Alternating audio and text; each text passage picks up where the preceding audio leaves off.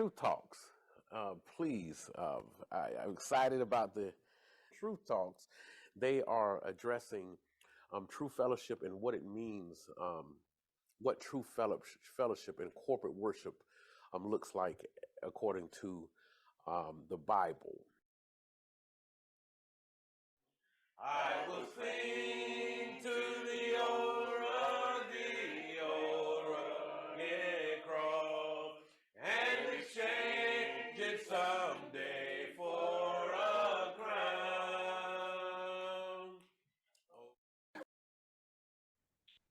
It's another blessed day that the Lord has given us. As I say, we focus on what we have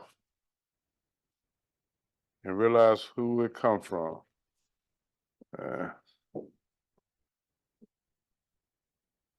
Have we had a chance to go and look at Judges chapter 4? Have we? Anybody have not? Good, then good. We should have a pretty good discussion tonight. I'm going to tell you, just to see the sovereignty of God in the way He just moves in our lives. This is not just something that just started, but He's always done it, and just asked, like I said last week, for our obedience and our faith. And if you would go with me again to the book of Judges, chapter 4. We're just going to get right into it. I got two words written here on the board because I'm going to talk about that tonight. And somebody can go ahead and look them up in the dictionary if they would like. And I would have them read the meaning of them. And because we're going to talk about that a little bit. We're going to take a pause in one of the verses so we can really see the uniqueness of this chapter. It's slightly different from the rest of the chapters in the deliverers. But I believe there's a misnomer when it comes to certain arguments that I know that some of you have been in. And I don't mean argument, but some debates that some of you have been in. If not, believe me, doing this Christian walk, because we are complementarians, you will be involved in one of the conversations that I'm going to mention tonight. So now we're in chapter 4, and we just left Samgar, and you're going to see the name Samgar again when we get into the song of Deborah and Barak. But right after Samgar, we see that the same thing happened again that we know that this book is known for, and that's what? The children of Israel, the son of Israel, did evil in the sight of the Lord after Ehud died. Yeah, after Ehud died. Ehud was a man that came with the sword, remember? And when he got to Gilgad, he did what? Turned back around, went back, killed the man, and left. And so we see the same thing. The chapter opens up with it. And again, God does the same thing that He always do when they're disobedient to Him. He did what? He sold them into another king. Mm-hmm. Okay. And just want to pick up at chapter 2, and somebody can read verse 2, of chapter 4. And we're going to talk about verse 2. I keep bringing up Joshua because if we forget Joshua, we won't understand a lot of stuff here. Kings, places, events, So this book is kind of like a cousin, an extended cousin of Joshua. And so we'll go back and refer to Joshua because we don't want to forget names, in some cases, places, okay, especially starting out in this book right here. Could I get a reader for verse 2, the reader that wants to expound on verse 2 to get this kind of discussion going? Nobody wants to read it? Okay. No, I'll expound if nobody wants to. I'm going to try to do the guided discussion. I know last week I kind of got to go on with it, but. And I just want to pull out something that's unique about verse 2. I know you know, because you taught Joshua. And I know they know, because they listen to you teach Joshua. Let's go. Verse 2. So the Lord sold them into the hands of Jabin, king of Canaan, who reigned in Hazor. The commander of his army was Syria, who dwelt in, help me out, guys, Harisha Hoganak. That's good enough right there. That's good enough right there. Does something stand out in that verse to us? I didn't know the Lord. First of all, I mean, if I really didn't know him, I would say, and the Lord sold away. Just in regular conversation, everything belongs to him. So why would the Lord be involved in a transaction? They use the word sold them into the hand of a certain king. So that sticks out to me. The Lord's selling anything. I know what it means, but I'm just saying if you just read it like that, Right, and you're right. like, wait, what you mean he sold? The Lord sold him. Okay. Well, Speak- also- Go ahead. Well, it also deals with what version that you look at on that. Mhm. But all of them, if you look at all the versions, the one word they have is soul in there. Mhm, I mhm. think the only one that I think was what NIV. Would anybody got NIV? Says so. It says soul too. So, but like you said, we understand that if you look at the actual text itself, it's going to be judged by You judging judged them. them by doing that? Okay. By judging them, he Yeah. judged them. And I hadn't seen that part yet, but now that you bring it up, it speaks of something like slave trade, right? Just sell a Mhm. slave and there's oppression. So I hadn't seen that side of it, but that's a good point. Depending on, like you said, what version, and if you're comparing, it actually has a little bit more substance if you read to the very end. It says that particular sovereign was of the Gentile. Mm-hmm. So depending on which, some versions don't have Gentile, some versions Right. just stop it as that he was servant. But most versions will say that he was the king of the Gentile. Right, because the Canaan was the Gentile people. Right. Okay, so it's kind of speaks of one being sold to a different master. Mhm. And masters, a lot of times they oppress the slave. I hadn't seen that, so this is why we having a guy discussion. I hadn't stopped there, and I was also looking for something else in there.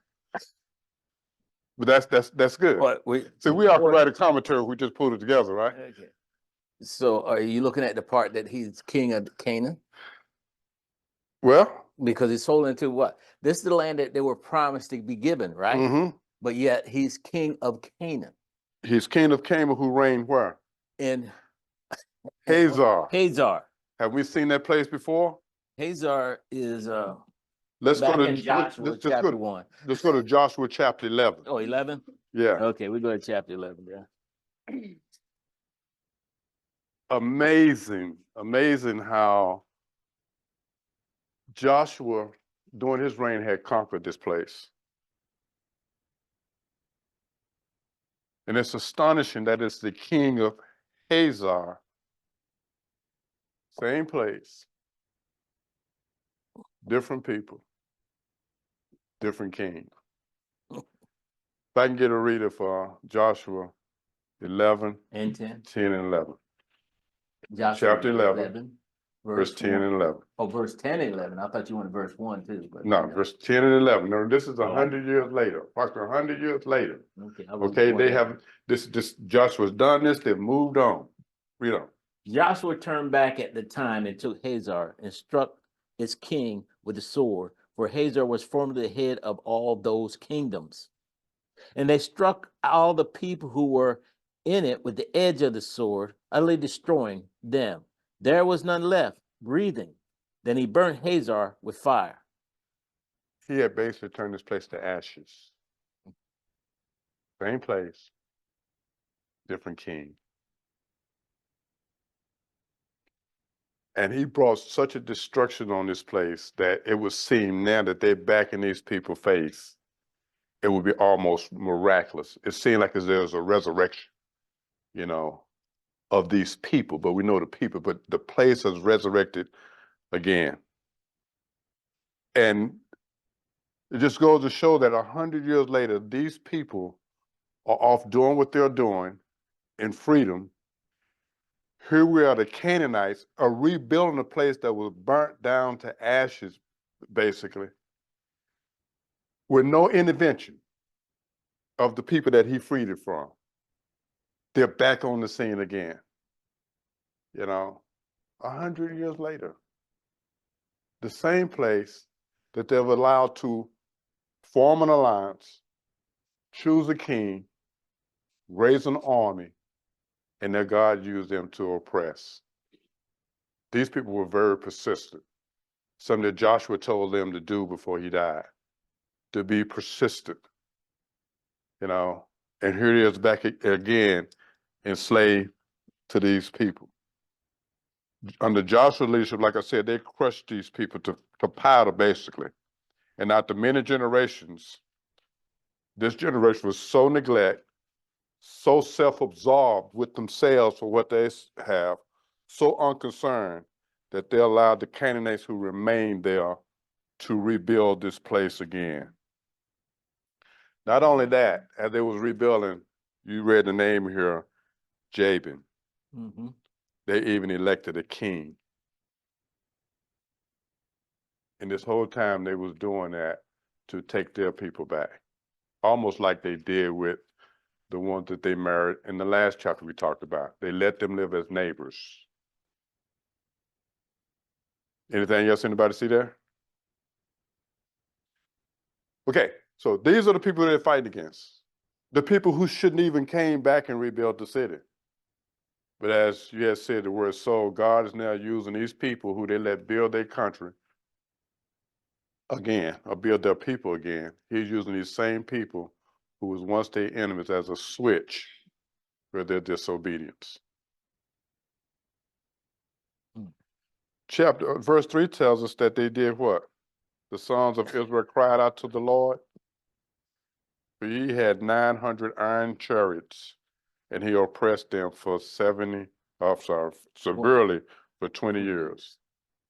This wasn't just a light oppression. We mentioned the word slave a while ago. 20 years. Me and the wife was studying this today, and I was sharing with her, you know, when I read stuff like this, 20 years, you know, and I liken it to if I was a heavy drinker, and every time I drink, nothing wrong with drinking. I'm just using it. Every time I drink, my stomach hurt real bad, you know. And I know it was a problem, but when I don't drink, I'm fine. Or when I don't drink heavy, I'm fine. Okay. But I would love my drinking so much that I would be willing to deal with the pain. Now, they was oppressed for 20 years because of their sin. 20 years. My question is, why they didn't cry out before 20 years? Say they was severely punished or oppressed for 20 years. And it was because of their sin. They knew they were sinning, Mm-hmm. okay? But their sin was so pleasurable. Drinking beer is so pleasurable for me, if it hurts me. Their sin was so pleasurable. They was willing to deal with the severe oppression and hold on to their sin for 20 years. And it's like that all the way through Joshua, because I don't think nobody was oppressed for just 1 year or 2 years. No. But whatever was causing them to be oppressed the first year, they kept holding on to that for so many years and tolerating what wasn't good for them. In the sense that they was being oppressed. Yes, sir. And I look at it like this. You know, when I was a kid and my mom used to tell me go get a switch, right? Mm-hmm. I didn't know how long the beating was gonna be. Right. Right. So when I read this, 20 years is just what they're telling us. We don't know that beating happened. We know the time frame now, but them as a people, just like when you get a beating as a kid, Mm-hmm. you usually want that beating to stop. So the crying gets louder. In the beginning, that first hit, that first lick sting, the second one sting, and then you realize, man, more is coming. This ain't stopping. Right. I gotta call out for dad. Because mom in here tearing his tail up, or vice versa. Dad in here tells her, I gotta call out for mom. So I think that 20 years was not so much of them liking being oppressed. The fact They that just like their pleasure. they was getting away. That was with my it. point. But see, now I like your analogy because they're great. They was getting My away with mama caught me doing something one time, and while she was beating me, I stopped. I didn't keep doing what I was doing while she was beating me. That's And once my the beating point with was over, you them. started again. They was getting beaten and still doing what they was doing. That was my point. Okay, so I get your point there. So they was getting the beating, but it was so pleasurable they kept doing what they was doing. Now, hey, I like what I was doing, but the beating was worse than the pleasure. So whatever, and it wasn't just disobedience. They had start worshiping new gods. Right. And you won't really see that because chapter 5 is a commentary of chapter 4. And when you read it, I hope you all read it next week, but as you read it, it'll talk about worshiping the new gods. Mhm. That's what they were doing, so. Now, see, you would think they would learn, but I went back to look. Remember the first one, it took them 8 years before they cried out. Yeah. Okay. The next one took what? 18 years before they cried out. And in between, they had rest on all of them, right? Yeah. The rest of 40 years, the rest of 80 years. Now, this is going to take them 20 years. But you have a new generation. And that's the key, a whole new generation. Right. And see, that's the point here is that every time a new generation came in, they repeated what the old generation was doing, but even worse. Yes. Because by one man sin entered the world. So Right. It don't matter how much time passes by. Sin is sin, and it doesn't have to be taught. People immediately bend towards sin naturally.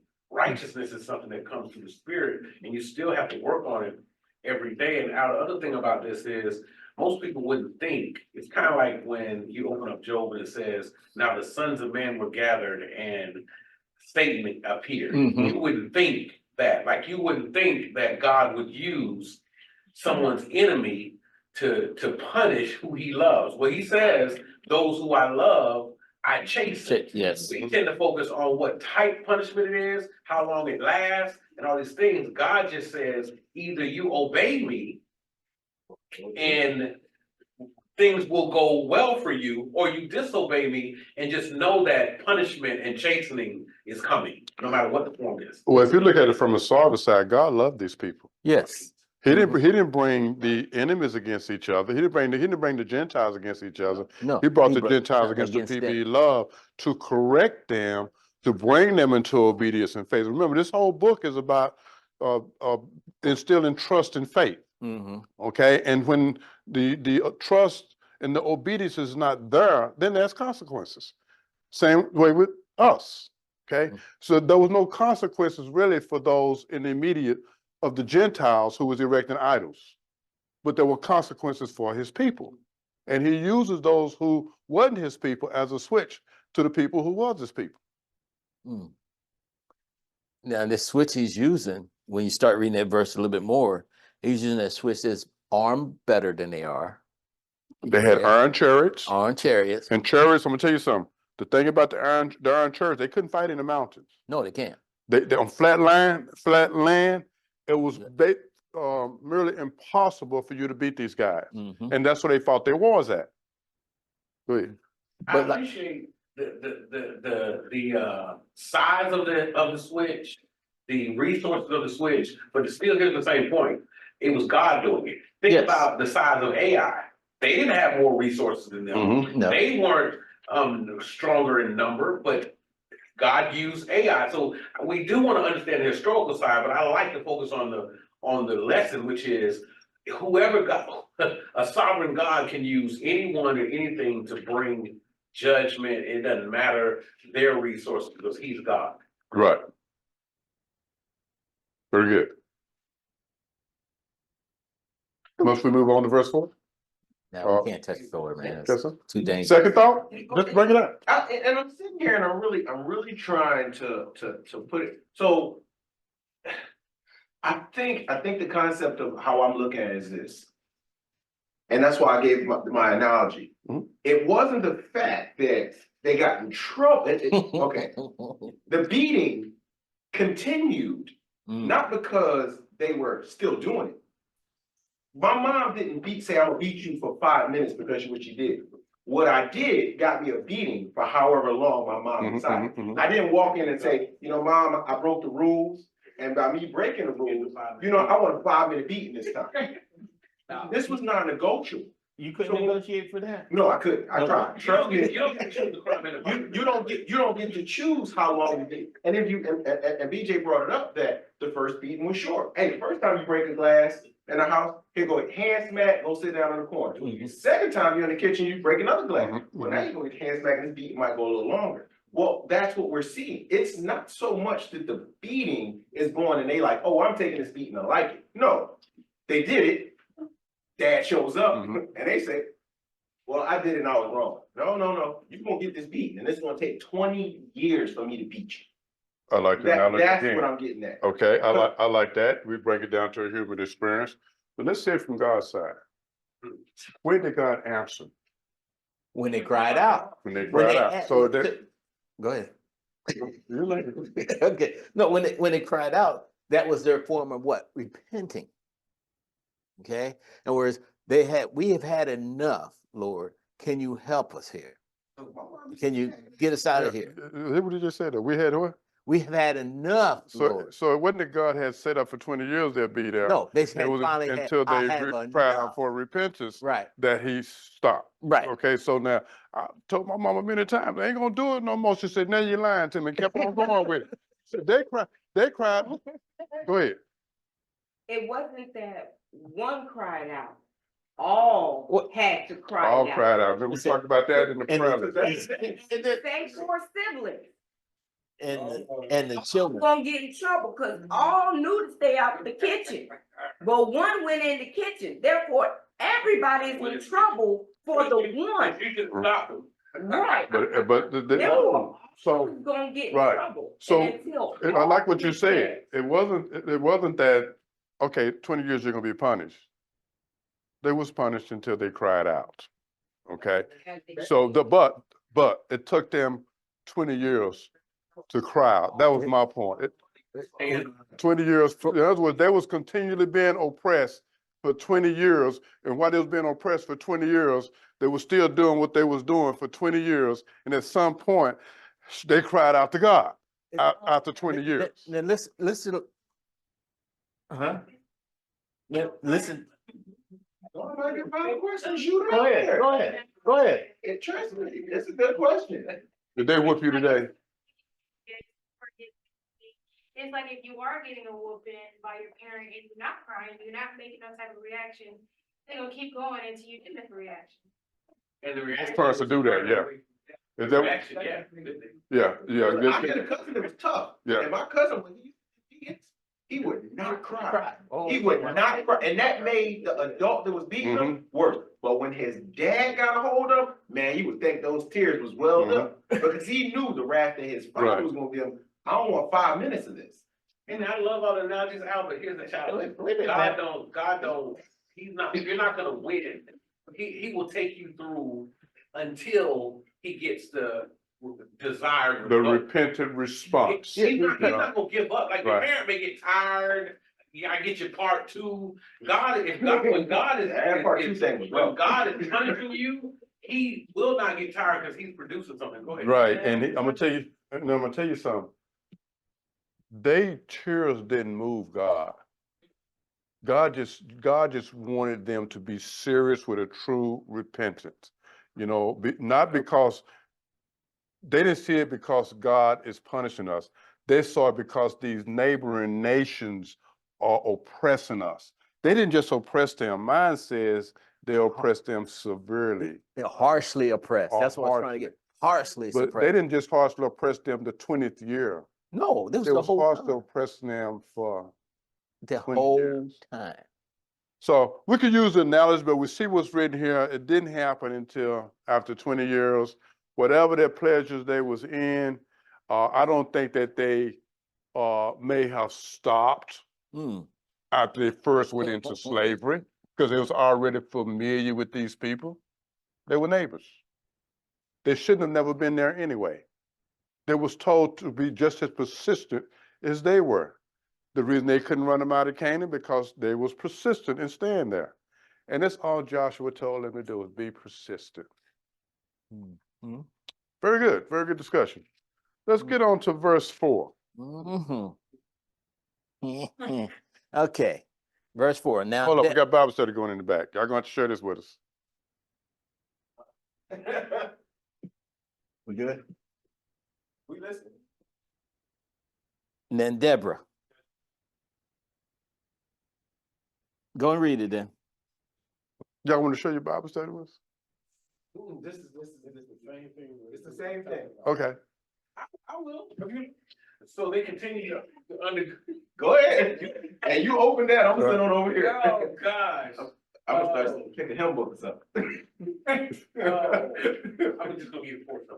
So they continue to undergo that hardship for 20 years as not good enough of themselves to grow wise by their misfortunes. Mhm. God was willing also hereby the more to subdue their, I'll just say, sin, obstinacy, and ingratitude towards him. Okay. Cause that, I think, all disobedience comes out of a couple of things, disobedience to God and being ungrateful to Right. God. And they were very ungrateful That's- and very disobedient. I'll send it to you. Yes. That's all. Okay. That's- Yeah, you but better send it to I me. think BJ, now Deborah, cause people told this. You thing- got it now? Yeah, I got you. Now Deborah, a judge, actually, a prophetess, the wife of. Read what the text said, not add to it, okay? Go ahead. Okay. Now Deborah, a prophetess, the wife of Lapidoth, was judging Israel at that time. Yes. Okay, go ahead and read verse 5. Yeah, he wants that She used too. to sit under the palm tree of Deborah Mm. between Ramah and Bethel in the hill country of Ephraim, and the sons of Israel came up to her for judgment. Okay, she even had a tree named after her, huh? Huh. Okay, so here we have Deborah. She's Prophetess. a prophetess and she's Was judging Israel. a judge. Now, there are many prophecies in the Bible, prophetess in the Bible. You got Anna in Luke, you got Hannah in Kings, you got Miriam in Exodus, and then you got Philip's daughter and Isaiah's wife also was a prophetess. So we see that women can carry the role of the prophet in the scripture, but also it says that she was judging Israel. What other person held these two roles? There was only one other person in the Bible that held these same two roles. I failed that test. You got it. Samuel? Yes. Well, Samuel, he was a judge. Is he a prophet? Who? Oh, Samuel, yeah. Yeah, Samuel. Yeah, Samuel, yeah. I'm We got getting we got Samuel. an agreement with that? We need to take a vote? We need to take a vote on that, please? Okay, so these was the only two that really held their role. Yeah, Yes, last, right. He was the last judge, correct? And then if you notice, he's not in the book of Judges either. no. But he was the that's last both, yeah. judge, okay? So I just wanted to put that out there because we'll be getting into Samuel, so you know his role here. Now, it is possible for a woman to be a messenger of God. I want to talk about this for a minute. Don't want to linger too long, but I want to talk about Deborah's attitude, her heart, and also I want to talk about, you need to know this because if you don't know this, if you haven't ran into Deborah when it comes to women pastors, you will in your Christian walk, okay? I wrote two words on the board. Did anybody look them up in the dictionary? Mhm. I got one. Go ahead. Which one you got? Egalitarian.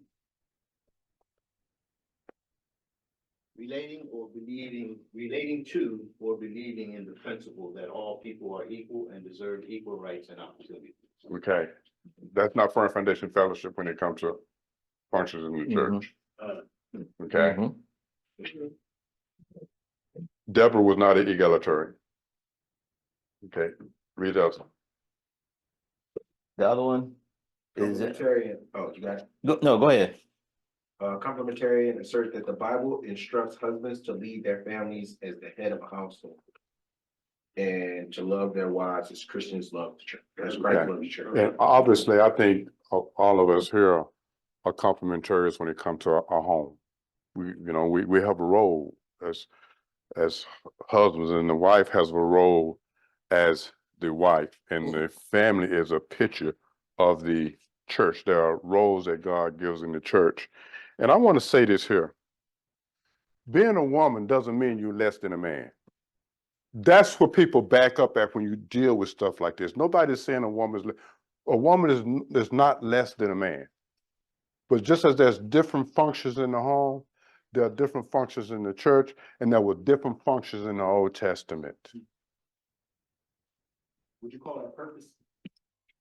Which mean different purposes or different No, would you say that's purpose? roles? Yeah, Okay, all it's right. purpose, okay? God purposed it, Mhm. okay? Look, in the Old Testament, we have 3 offices. What Mhm. are they? Jesus did all, he served in all of them. Priest, king. Okay, so it is clear that both male and female can be prophets. Prophets, yes. You know, we see Deborah as a prophetess. That's what they call them when they're ladies. And then in the Old Testament, you have kings and queens. Mhm. Okay, we see that queen, king, they can be interchangeable. But you will never find a woman in the Old Testament as a priest. No. You never see it. That was reserved for the men in the line of Aaron, and they served in the realm of worship to God. Okay, and even teaching the law of God. Somebody go to Malachi 2:7 for me right quick. It's the last book before Matthew. Malachi 2:7. hmm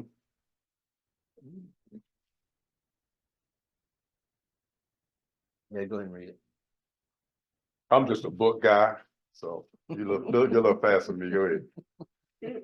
Malachi 2:7, I'm reading out here. This is okay. Go ahead. This is the priest's job. For the lips of a priest should preserve knowledge, and men should seek instruction from his mouth.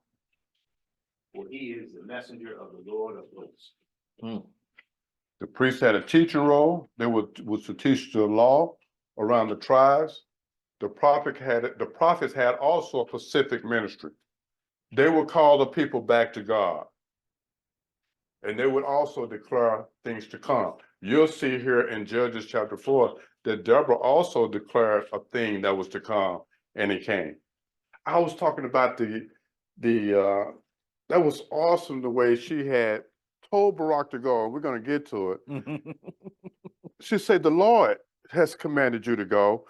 And then immediately when he basically said, I'll go if you hold my hand and go with me, you know, it would seem like he wanted her to be in partnership, but actually he's saying, only if you go with me. But then immediately she came back like God had gave her a revelation and told him that he won't get the honor. I mean, just that quick. So we see here that she did prophesy and it came to pass just that quick. The prophet also will rebuke the leadership for failing to teach the law. You see that in the Old Testament a lot, where the prophet rebukes them for observing the law. They will rebuke them for that and for not exemplifying the law. And the prophet also did proclaim the word of God, and they called people back to God as well, or to be devoted to the Lord. And so when we look at the Old Testament, we can't use Deborah to say, see, women can be pastors. We're talking judges and prophetess. Question? It's a different role as well. It's a different role. I think a pastor and a prophet is a different role. And I think a lot of times when we do see the churches, they tend to intertwine those roles and try to project them forward to do the job of a pastor. Right. You know, and that happens quite often. And, you know, it's because when you think of what a prophet does, it produces a fruit, something out of something from inspiration from God that it's going to happen. So, you know, when we think of now, do we still have prophets? We have pastors, people who shepherd the sheep. And it gets confused because in these churches, they'll say, I've been told here in Jacksonville, You're a prophet, I'm a prophet. I'm a prophet. And I'm like, okay, well, hey, and in my belief, when you tell me you're a prophet, you got some good information coming to me. Like you got good information coming to the body of Christ. Right. But most prophets, when they prophesy now, it's threat, Amar. Tomorrow, you gonna get $1 billion. That's just for Amar. That's what happened in the Old Testament. If they say if a prophet prophesy something that don't come to pass, they're a lying prophet. Now we do prophesy here in the church. What we do as far as prophecy, we're foretelling the scriptures. That's a form of prophecy. But the office is no more because the scriptures are complete. And so the office that Deborah held here is no more. Now, she was also a judge, but not in the sense of the judge of the rest of the judges. Because what the judges did there is they handled civil matters and military strategy. Deborah didn't handle military strategy. Remember, we're going to see she called Barak to do what the Lord commanded you to do, but she also sat under the tree and she handled civil matters. That's what the judge did when there was no war. They handled people have a problem, they go to the judge or to Deborah in this case. Okay, question. Well, that's the question, just statement that when you say dealing with the tree and the judge, that's just like Moses had to set up different judges. He sat there to judge the people. Okay, Moses was judging them when they brought civil matters to him. He wasn't a judge, but he was actually performing the act of a civil He stood at judge. the gate. And they segregated that to each individual tribe, certain leaders, to be the judge in that essence. Right, and this is the role that all the judges did, plus Deborah did. Right, But we can't deny that there are speaking roles for women in the church today. right. Okay, let's go to 1 Corinthians 15:11. And it's the idea that women prophesy and pray publicly indicates that there were speaking roles given to women. Mm-hmm. 15:11. Oh, yes.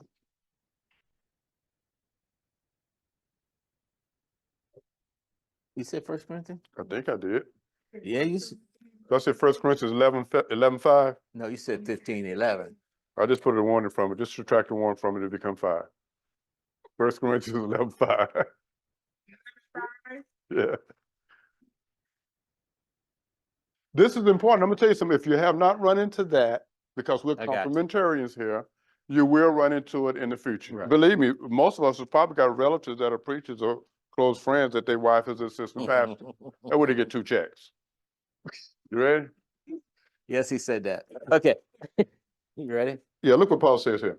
But every woman who prays or prophesies will have her head uncovered, dishonors her head. So we see here women have, we're not gonna For- deal with the head covering. That's Okay. that's another teaching. Okay. But here, we see here women did have speaking roles in the church. So we're not saying that women is not to do anything. They was able to pray here and in the church. Okay. Mm. So then, what's the issue? The issue I'm talking about here is place of eldership in the church. That's the issue I'm trying to get y'all to understand now. And believe me, if Deborah was here today and you would ask her, I believe, are you complementarian or egalitarian? She would tell you, I'm complementarian. And we can tell by what happens in Judges chapter 4. She could have said, I'm Deborah. Hey, I'm a prophetess and, I'm a judge and, hey, I can be a priest also, but Deborah didn't do that. Deborah was gracious for what the Lord had given her as a lady among the nation Israel. So the church is a place where God has given the males to teach the word of God in the matter of directing the church authoritatively what and how to conduct. They've given that to the male. Okay? It's a matter of authority and leadership. This is not a matter of who's more intelligent, because Deborah was very intelligent. It's not a matter of who's more qualified, because Deborah was more than qualified.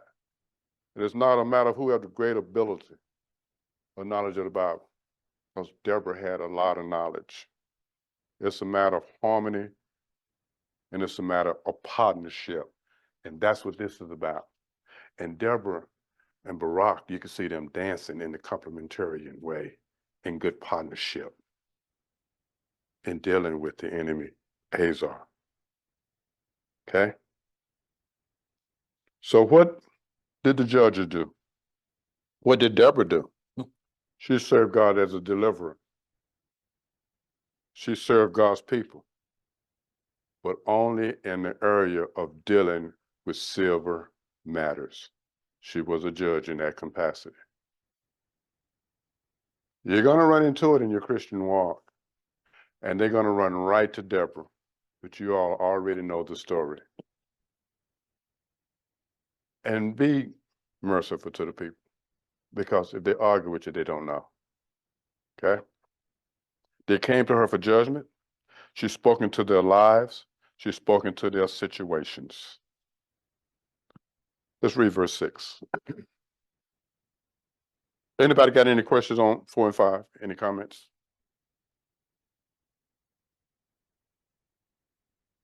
Let me say something else about Deborah then, why this is important. She was encouraging. Mm. She encouraged Barak.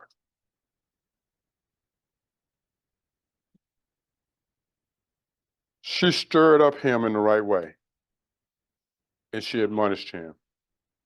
Barak was that deliverer. Now let's see what verse 6 says.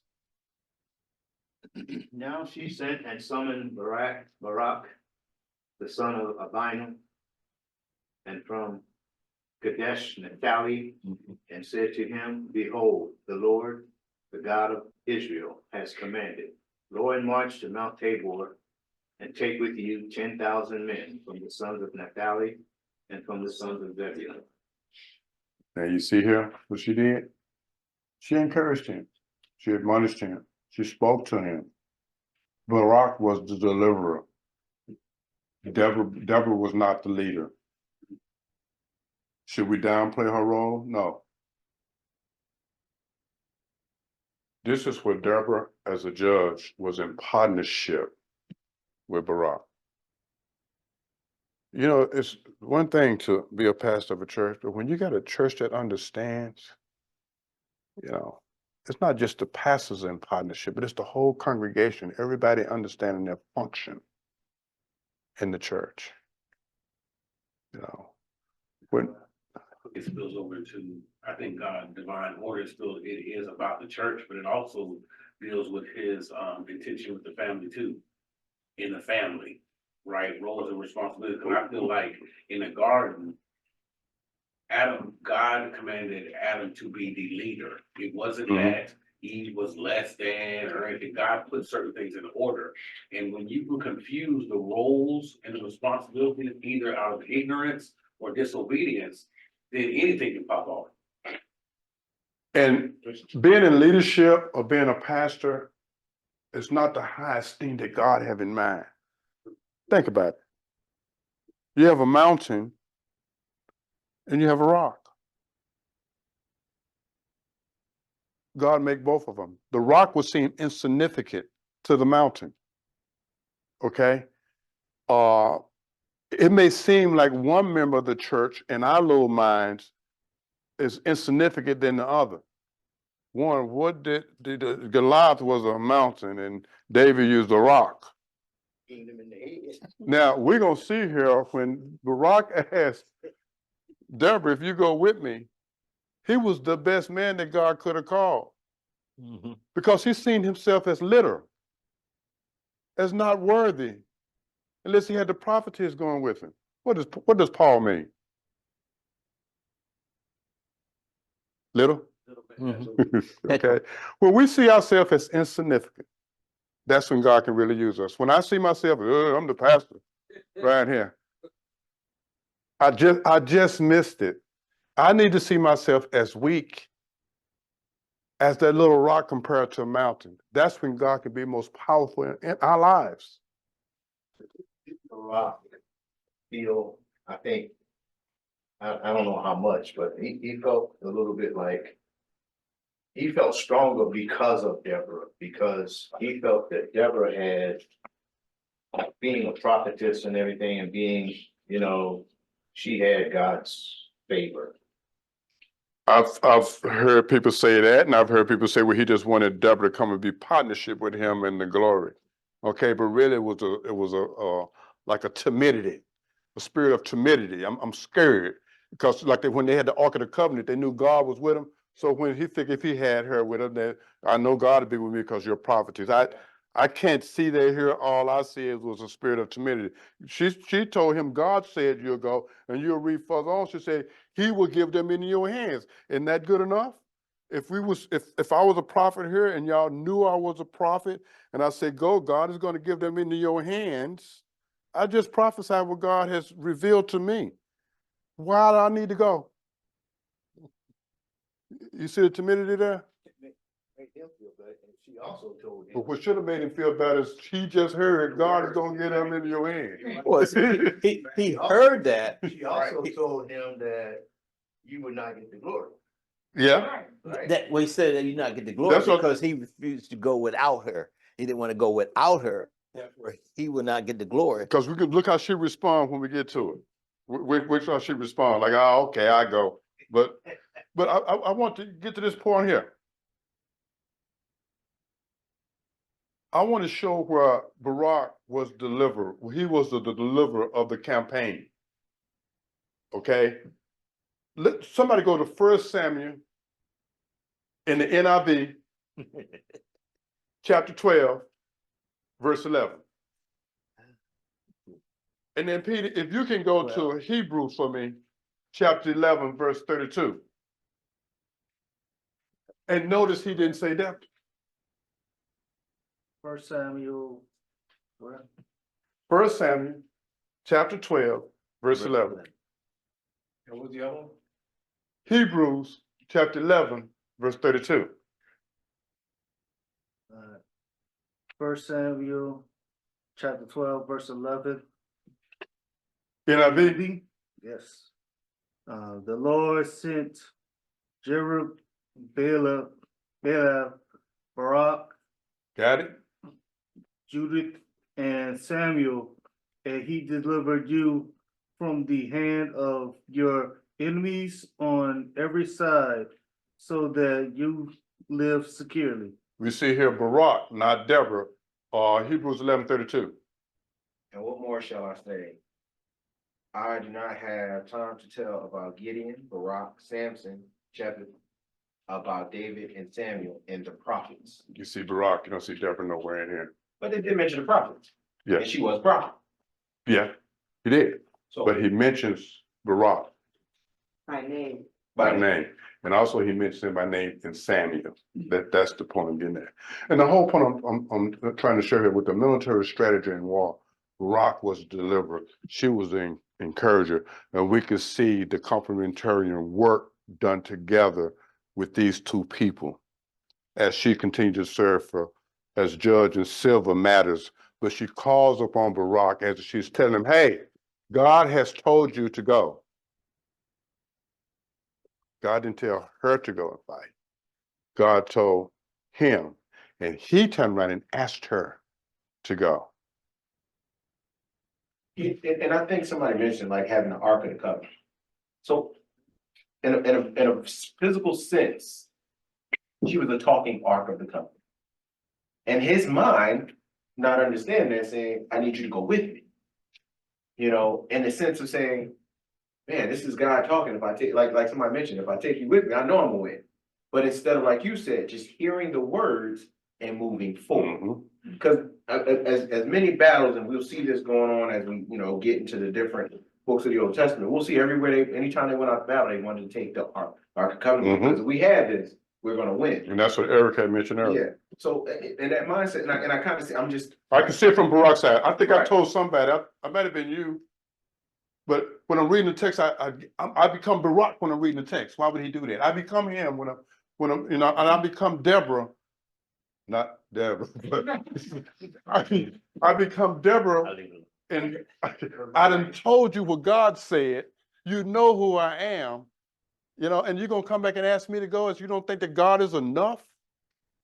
That's, so when I'm reading, I get into the cast members of the Bible, say, I'm gonna be on Deborah's side now, and I'm gonna tell them the story, and I'm gonna hear what he says.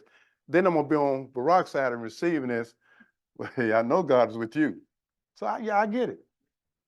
But let the story be told.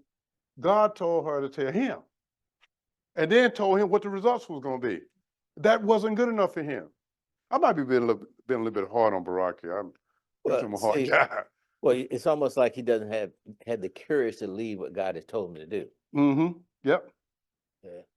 And you have to understand that is something that he has to come up with, But the strength, he's gonna use the strength is gonna come from Deborah to help him. And it kind of goes back to what we've been talking about, you know, in church and just the different lessons that I've learned here is that we still got people doing the same thing Barak did now.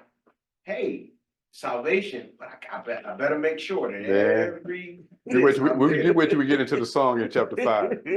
Why did you stay on the ship? Why did you stay at the bay? You know, the fight's going on. Wait till we get into 5. That's gonna come out more. But I mean, Because 5 is actually a commentary of what's going on here. Right, right. so we can say, how can Barak, but how can we? Yeah. Mm. I think, And we shouldn't be that way because we have more revelation. Go ahead. I think Barak, I mean, I sympathize. Because he's going up against them chariots, right? And they Yeah. knew that, yep, in the church, there was no match for them iron chariots. You know, so. That's why they needed God. And Paul's too. But that's why she comforted him. You look, you're gonna go up against these iron chariots. And I want you to go. But God is gonna give them into your hand. Listen, we're not talking about willy-nilly, just go. Look at Because see, Barak, if you look at it, if you believe that God is with Barak, God is with Deborah, she just told you God is with you. Yeah. Yeah, verse 7 tells you that. In other words, Okay. like he really didn't trust what she had said that God. No, he didn't trust himself. He didn't trust himself, he didn't have the courage in himself. Thing with Joshua, God Go ahead, told say. Joshua that he was enough, that I'm with you. And Joshua still had to be told 3 times by God that I am with you. And you know what? Were you saying that? How many times did she have to tell Barak? It don't say. Uh-uh. No. This might have been the 3rd, 4th time. And what you saying that, I'm gonna share some with you. I'm glad you brought that up. All of us, God don't need none of us. God didn't need Barak. If Barak didn't go, he'd send somebody else. Mhm. You know, God don't need me to be the pastor here. He don't need you to be the deacon. He don't need you to be the teacher. If we refuse to do what God has led us to do, we know if God has led us to do it, he can use somebody else. Or he can force our hand to do it. But what a privilege to be used by God in a impossibility. Chariots, yeah, it's easy, I guess, for me to stand here and teach, but if you go out there and tell me there's 900 chariots, and you and the people at Firm Foundation Fellowship go out there, that's an impossible task. And really, we have the ministry as Christians as the ministry of impossibility, because who can save anybody? No, God. God. Who could deliver the iron chariots out of their hand? God. God. So we really, we have a ministry of impossibility, because what we preach, nobody can do but God. We just preach, but purpose. Let's move on. Good information. So we see them working together. She stirred him up, and she pushed him to fulfill his job. Deborah, with her gifts, accomplished the mission of God by calling the man of God to go and fight. That's what this story is about. It's about a woman encouraging a man to go and do what he's supposed to do. Was she sensitive to the voice of God? Yes, she was. And before we go into verse 7, I want to talk about something else. Notice it did not say Deborah, the prophetess, Lapidos was her husband. It says she was the wife of Lapidos, which means she was a wife. Mm-hmm. She was a faithful spouse to her husband before she was a nation's leader.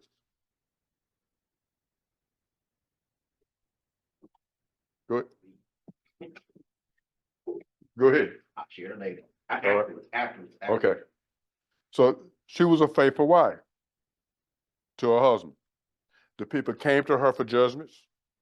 The people flocked to her because she possessed wisdom. That's what the judges did. She possessed discernment. She possessed discretion. She possessed the ability to make decisions and speak God's word and his truth in different matters. as I was reading this, I was thinking about my wife. You know, how much I appreciate her. I can imagine how much Lapido appreciated his wife. She was a woman that could be looked to because of her insight with the things of God and in her knowledge and in the Word of God. She loved God. She loved the nation.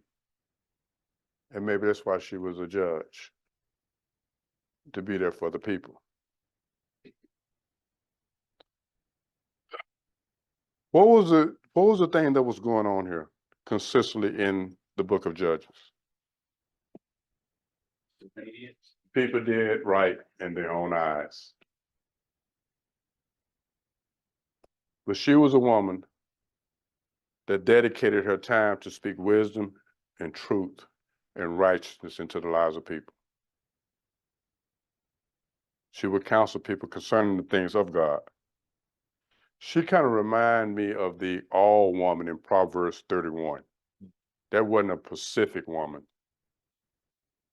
It's the all woman. You know.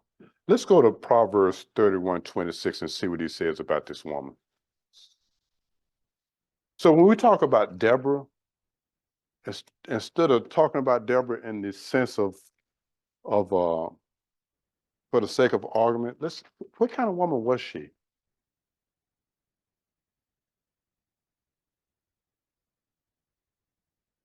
Psalm 31, what verse? 26. 26.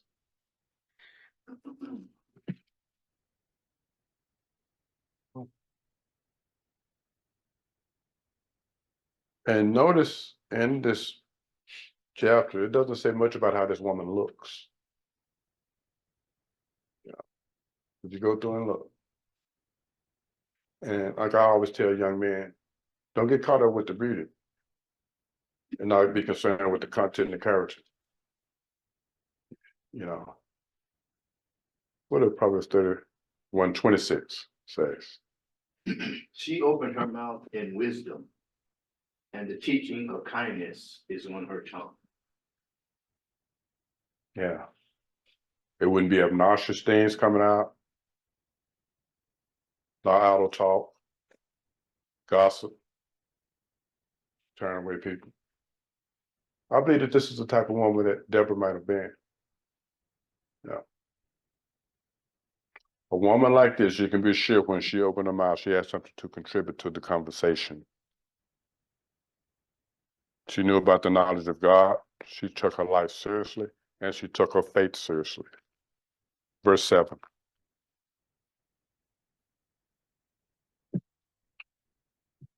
Verse 7. This is what she told Barak God was going to do. Go ahead. And against you, I will deploy Sisera, the commander of Jabez's army, with his chariots and its multitude at the river Kishon, and I will deliver him into your hand. That should have been good enough. God doesn't give a pass, and we can't give him a pass.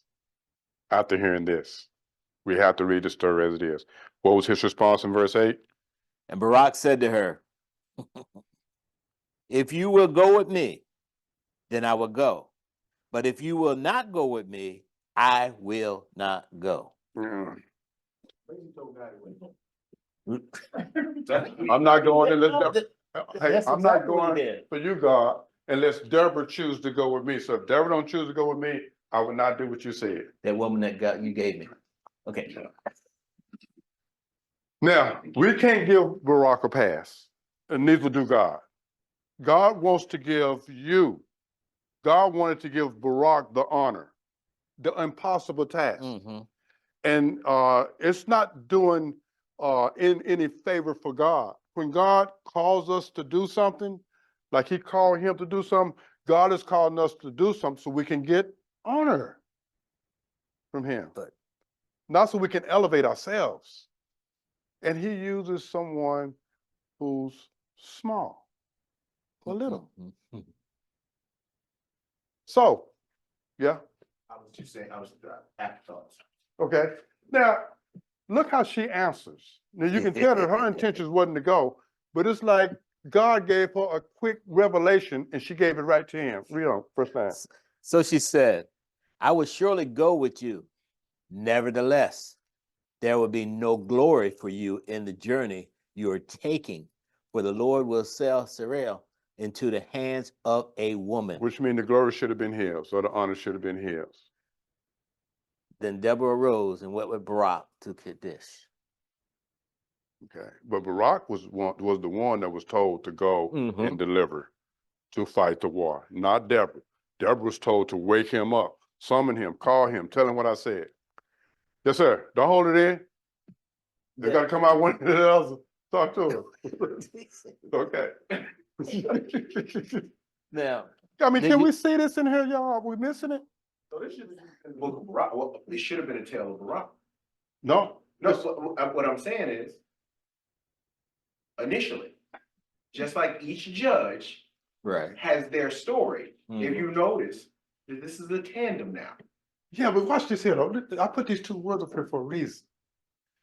It's the story of a complementation dance between two people who's led by God, working together in harmony. Think about it. It's not two men, it's a woman and a man, and they both is in their own roles, but working together and glorifying God. Sometimes we need a push. Yeah. So he needed a push. Christian marriage, they both working together. No, Complementarian, they both have their functions that God has given them, and they work in harmony. And when they work in harmony, it all comes together for the glory of God. well, and I'm with that. I'm with it now because we speaking in hindsight. Mm. Let's say we don't have hindsight. Let's say we have the story up to the point where God says, Barak, go, and Barak says, you know what? I'm out. Deborah would be, just like she wasn't mentioned in Hebrew, Mhm, Barak's name was there. And it just because that's how it should have been. mhm. But this particular book right now, as taught, as teaching, is taught in a complementary manner, because Barak showed fear, Timid, yep, being timid. yep. This would not have been if Barak would have said, that's the way I gotta go. I go. Deborah probably would have had her part right there. Deborah, the prophets came to Barak, just like in certain things where the prophet is of Gad. And he comes and tells, the book isn't really about Gad, but now this whole particular thing is about Deborah and Barak. But prior to this, it was only about the judge. Now it's the Correct. judge and a judge plus one Right, right. because of what he did. It's about the judge that deal with civil matters only, dealing with the judge that's supposed to deal with civil and military matters. He should have been the sole part. He should have got Yep. the information and should have went out in March. Man, I hope y'all see this. I know you got it, because you talked about it, and you talked about it, but I hope y'all getting this. Because a lot of people go to this book only to talk about Deborah. This book is about the deliverance of Israel, but the judge has to be summoned by God through a woman to encourage him. She have a vital role here. I see. So I hope you're getting this here. This has nothing to do with functions in the church today. Okay? Man, I'm not gonna get as far as I wanted to, but I really want to slow down here for this purpose of seeing. This is a picture of how the family should work. Yeah, take the one I stick my finger Yeah. in. The woman, I'm gonna tell you something, and I said it and I said it again. To be a woman is not to be less than a man. When you start talking about women shouldn't be pastors, that's what come in people's mind. You're saying that a woman is less than a man? To be a woman is not to be less than a man.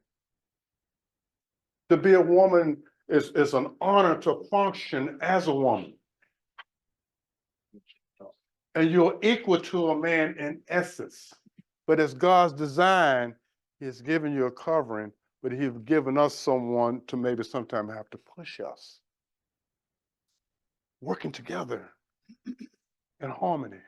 And not only God is glorified and blessed in this, but the nation Israel is going to be blessed in this because two leaders are working together. You know how the kids miss out when the two leaders of the house just don't work together? The people who depend on both of them suffer. And if they hadn't worked together, if Barack would have, if she'd have said, well, I'm not going, and Barack said, well, I'm not going, the nation would have suffered probably for more than 20 years. Y'all maybe get away from my notes. Huh? But this is some good, this is, What do you mean, get away from those? No, this you is, lead the this is, discussion. this is good because of the misnomer of Judges chapter 4. Guaranteed, if you haven't been into that dogfight yet, you will be. And they're gonna come right to Deborah. Yeah, just smile at him. Go ahead. As believers, in our lives, there's gonna be times when we have fear tries to raise its head. But if we keep our eye on God and glorifying Him, and the people around us are there also to build us up, then I think we succeed in obeying, doing God's will as a vessel of honor to Him. I'm gonna tell you something. God knows we're wired that way. He wired us that way. So in this case, he gave Barack, Deborah to walk with him. Jesus sent the disciples out in how many? 2 by 2. Okay? Most of the apostles worked together. Priscilla and Aquila worked together. And so, yeah, I would feel much better. I was a pastor here for 3 years by myself. I'm gonna tell you some things got a lot better when I got 2 more pastors to work with me. So I get you. The Barnabas, the one who was said, Paul and Barnabas? encouragement. Mhm. But, yeah, remember they walked, his name was, they called him, he was encouraging. Yeah, you talking about what they called them? Yeah, that's what his name meant. Oh, yeah, Barnabas, yeah. It's good when you got a partner, woman or man, to work with you. Okay, I have a deacon here. He's not a pastor, you know, but he's good for me. Because if I'm going wrong, you know, go ahead. You know, I'm sitting here. So let's, okay. So each judge, Mhm. when described, has something, a weapon, a tool.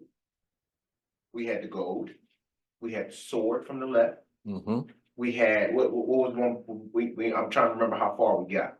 That's far. Yeah, How far we got. yeah. So each one had a tool. And as I'm sitting back here, because I got some other stuff too cooking in my mind, but other stuff from different, but I'm sitting here and I'm looking at it, right? And we look at Deborah, and in each one, the judge is identified. Barack isn't identified as a judge. He's not. Barack is a tool, a living tool being used, because Deborah isn't a man.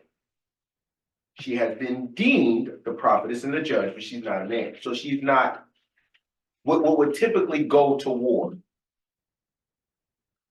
Deborah tells Barack to go and fight. Okay. She tells the tool to go forward to fight. Now, I'm not saying Barack is less than. I'm saying I'm sitting here and I'm reading verse 4 because you keep saying 4 when they bring this. Okay. Forward. Deborah has titles. Barack is the weapon. Barack is God's choice of the weapon that is going to be used for judgment. Just like Ehud was right. Did Ehud have a title? He was a judge. Okay. Did Othniel have a title? He was a judge. Did Barack have a title? He wasn't listed as a judge. He wasn't? He wasn't. Okay, go ahead. Because what was the judge? The judge was a deliverer. Yeah, deliverer. Yeah. He was a deliverer. And I'm not lessening Mm-hmm. Barack's position. I'm actually putting it that complementary portion of it all together. He was the sword, the gold. He was the actual device that was going to issue out. But Deborah being the voice of that, and combined the two, could not do one job without the other. If you see what I'm saying, just like the Ark of the Covenant by itself sitting in position, the people of Israel going around it meant no harm, but the closer they got to it was harm, right? So the Ark of the Covenant never attacked anybody. Mhm. It was when it was touched out Right. of ignorance and arrogance. So Deborah, being a woman in Israel, in Israel culture, she wouldn't have went to war. She Okay. would not, but she still, for this to show us that women can be used Mm-hmm. to eradicate the ignorance of our knowledge, the believer, saying that if a woman today was to come and say something, no, well, women can't do that. This is proof that it can be. But if a woman comes to tell us, then we are that tool Mhm. in that particular, and I'm just looking at it from that multiple Right. angles, multiple thinking points. And the reason I went here and I stayed here so long is because you can't use this to prove that women can be pastors. Right. That's why I went here. No, mm, That's why I stayed here. But also I went here to show that women do have a prominent role in the church. And I didn't design that. God designed it. That's the point I'm putting here. And so she didn't design that she's going to tell Barak to go. God told her, because God spoke to the prophets. God told her to tell Barak to go and deliver my people. Mhm. So she has that role as a prophet that hears from God. And when you hear from God, whatever God say for you, to who you go. If God wanted Deborah to be the deliverer, he would have told her, Deborah, you go and you be the deliverer. But God wanted Othniel to be the deliverer, so he told Othniel to go. He wanted Ehud to be the deliverer, so he told him to go. He wanted Samgar to be the deliverer, so he told him to go. He wanted Barak to be the deliverer, so he told Deborah to tell him to go. That's what I mean by them being the deliverer. Deborah was the encourager. She brought the message. And also, when he didn't trust God, he gave her message. And immediately it seemed like a prophecy came to her and said, you won't get the honor. I don't know if she got that prophecy before. If he do this, tell him he won't get the honor, if she got it immediately. So that was my point. But I get your point. Anything else? All right, let's move on. I'm gonna stop at verse 11. It should be 8 o'clock then and let y'all go home. Verse 10. 10. Go ahead, Eric. Verse 10. Now, let's do this here. Read verse 10 and then read verse 12. And then we're going to come back and look at 11. I just want you to read this because it seemed like verse 11 just dropped in here. Go ahead. Barak called Zebulun and Naphtali together to Kadesh, and 10,000 men went up with him. Deborah also went up with him. Okay, now read verse 12. Then they told Sisera that Barak, the son of Abinadab, had gone up to Mount Tabor. Now, Okay, now, y'all see that? Now, when we go back and read verse 11, it seemed like it just dropped in here. Go ahead. Now Heber the Kenite had separated himself from the Kenites, from the son of Hobab, the father-in-law of Moses, and had pitched his tent as far away as the oak of Zaananim, which is near Kadesh. Okay. Can anybody make sense out of verse 11? It's Come on, He was people. away from the Kenites. Mm-hmm. He pitched his tent away from the Kenites. Mhm. Actually, that's where Sisera mhm. he happened to pick that place Yeah. to go. Uh-huh. And that's where she killed him. Right. Now, Habar, we'll see Habar in Numbers 10:29. When Moses was on his way to the promised land, he ran into Habar. Mhm. If you notice, Moses is an in-law. Mhm. Now, Heber and Moses were relatives, which make Zael or Jael, however you want to pronounce her name, kinfolk. Mhm. Jabin, the king, was friends with Heber, But Heber is related to Israel by in-laws. You mean comrade. Got it, okay? So, follow me, let's talk gossip right now, okay? So when Sisera goes to Heber's house, I don't know if he knew that Heber was related to Moses. And he think he gonna get some rest. He got rest. Yeah, too. He got rest. Also, he actually was from a tribe because remember, it's years now. Yeah, So he's from the tribe, even though where he pitched his tent was at that time, it was that relation still being, and the connection continued right, over time. but Heber has seen the miracles that God had did Yeah. with Israel. And so my question would be, is why is he friends with Jabin? And Jabin is the enemy. And I just want to bring you for this reason, okay? When they moved, like you read, okay? God, we see the sovereignty of God here. Heber had no idea when he moved that his house was going to be the place that a murder would be done in for some people that was oppressing Israel. God took all this they was doing and sovereignly brought it to the end that he wanted to bring it to. And I want to say this for us before we go. Where you live right now, it wasn't by no accident. All of us here in North Carolina, we was here by God's purpose.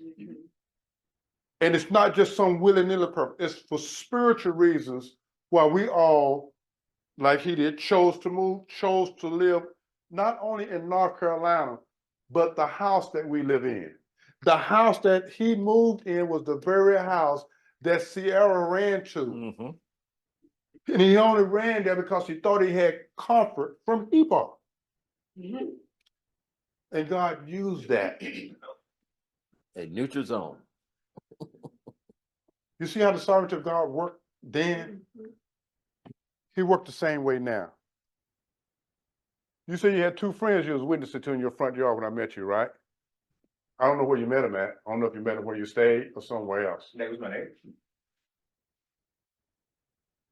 I wouldn't have met them any other way. I don't know if Sierra would have died any other way if he'd ran to another house. But this was sovereignly orchestrated by God before this even happened.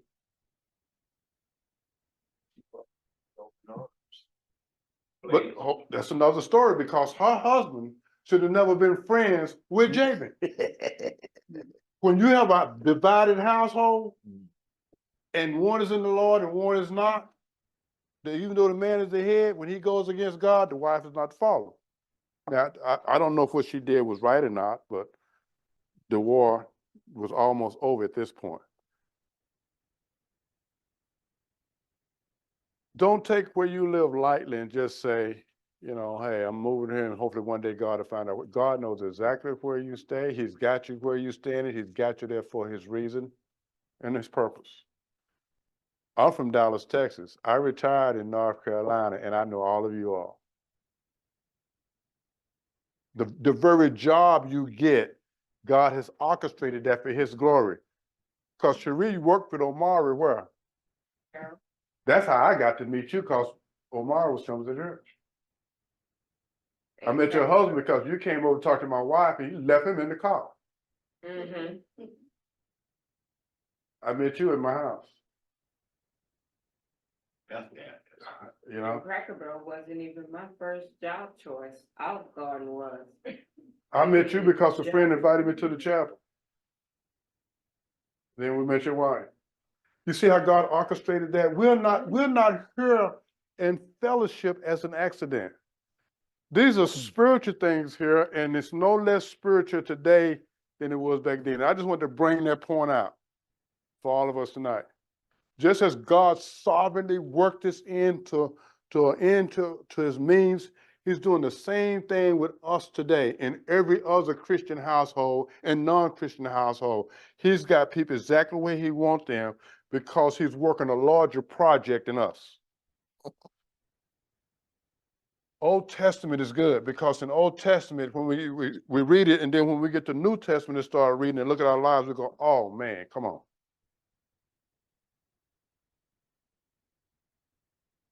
God is sovereignly working with us, not just as a whole, but individually. But he's not working individually with me, isolated from what he's doing with you all. He wasn't working individually with Heber here, isolated from what he was going to do to Sisera. And don't let us ever forget that. We're not insignificant with God, but yet we are little. And when we think of ourselves as weak, you know, in and of ourselves, that's when God can do mighty things with us. Deborah was a judge. She was known. She had people coming to her on the tree under her name. He could have told Deborah to go, not even mention Barak. But he told Barak, and he knew he was weak. He thought little of himself. Not that God wants us to think little of ourselves, but that's when God best used him, when he wasn't puffed up.